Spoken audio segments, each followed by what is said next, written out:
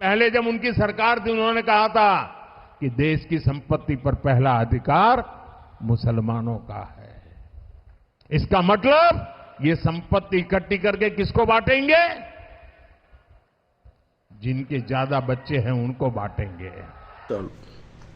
बात करते हो तुम राम की रहमान की, क्या अकल मारी गई आज के दौर के इंसान की, और इतनी गंदी हो गई है राजनीति, ऐसा लगता है जैसे धर्मपत्नी हो शैतान की। दोस्तों, आज राजनीति इस मोड़ पर पहुंच गई है कि हमारे राजशाही नेता अपने दूसरे अंदाज पर उतर आए हैं, यानी अपने पूरे पिछले जो इनका रवैया है उसी ढंग पे उतर आए हैं ये लोग। आप देखिएगा कि इलेक्शन इस मोड़ पे पहुंचा, यानी पहले फेज का जो इलेक्शन हुआ, प्रथम चरण का जो इलेक्शन हुआ, उस प्रथम चरण के अंदर रूलिंग पार्टी पूरी तरह से धराशायी दिखाई दी।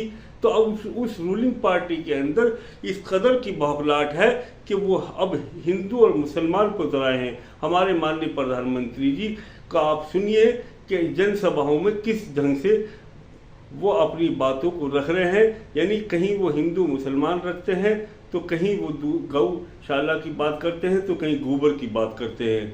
यानी विकास के नाम पर 2014 में आने वाला व्यक्ति आज गोबर पर, हिंदू मुसलमान पर है। जरा इस वीडियो को आप गौर से सुनिए।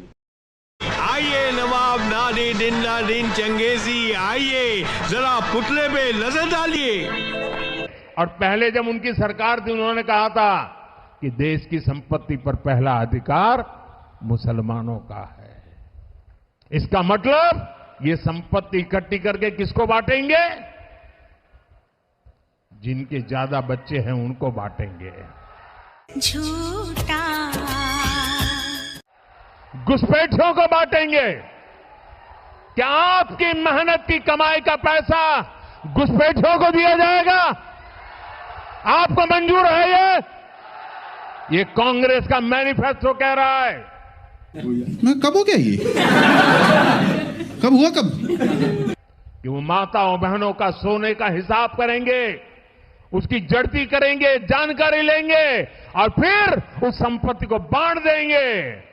और उनको बांटेंगे जिनको मनमोहन सिंह जी की सरकार ने कहा था कि संपत्ति पर पहला अधिकार मुसलमानों का है। झूठ के ऊपर झूठ, उसके ऊपर एक और झूठ, उसके ऊपर एक और झूठ। हाँ, तो झूठ का बैलेंस भी तो देखना शास्त्री, कमाल है कि नहीं? माननीय प्रधानमंत्री मोदी जी ने अपनी पद की गरिमा को लांघकर जिन शब्दों का इस्तेमाल अपने भाषण में किया, वो अपने आप में बहुत बड़ी बात है। इसी बात को लेकर एक राष्ट्रीय स्तर पर बहस छिड़ गई है। और आज तक पर आशुतोष जी ने क्या कहा, जरा सुनिए। आशुतोष जी, प्रधानमंत्री के इस बयान पर चुनावी तौर पर अगर हम देखें तो आपका क्या रिएक्शन है? पहला एनालिसिस क्या है? रुको जरा, सब्र करो। कि प्रधानमंत्री के पद पर बैठे हुए व्यक्ति को और चुनाव लड़ने वाले किसी व्यक्ति को क्या हिंदुस्तान के पूरे मुसलमानों को घुसपैठिया बताना चाहिए या नहीं? भाई इतना ही सा सवाल है। और इलेक्शन कमीशन इस पर खामोश क्यों है? और अगर इलेक्शन कमीशन खामोश है तो इलेक्शन कमीशन निष्पक्ष नहीं है। आज की तारीख में इलेक्शन कमीशन अगर प्रधानमंत्री के खिलाफ कार्रवाई नहीं करता तो इलेक्शन कमीशन की क्रेडिबिलिटी आज की तारीख में 0 होगी। सही पकड़े हैं। ये जो बयान है, ये बयान आपत्तिजनक ही नहीं है, बल्कि ये बयान हिंदुस्तान के सारे मुसलमानों को जिस तरीके से कटघरे में खड़ा करके घुसपैठिया बताने की कोशिश की जा रही है, उस पर तो प्रेम शुक्ला जी को भी शर्मिंदा होना चाहिए और उनको भी माफी मांगनी चाहिए। देश प्रधानमंत्री की बात तो मैं बाद में बात करता हूं। अरे कहना क्या चाहते हो? आपसे खतरनाक इस देश के लिए कोई हो नहीं सकता। देश संकट में है। मोदी मौज करने के लिए पैदा नहीं हुआ है। अभी बदत है भाई, अभी बदत है। 20 लाख का सूट पहनते हैं, 1.5 लाख का पेन यूज करते हैं, 3 लाख का बलगारी का चश्मा लगाते हैं, करोड़ों की घड़ी पहनते हैं, 8,000 करोड़ के हवाई जहाज में घूमते हैं, लेकिन मोदी मौज करने के लिए पैदा नहीं हुआ है। स्कूबा डाइविंग करते हैं, फाइटर प्लेन की सैर करते हैं, करोड़ों की गाड़ियों से चलते हैं, जंगल सफारी का आनंद भी लेते हैं, वीडियोग्राफी फोटोग्राफी का शौक पूरा करते हैं, लेकिन भैया मोदी मौज करने के लिए पैदा नहीं हुआ है।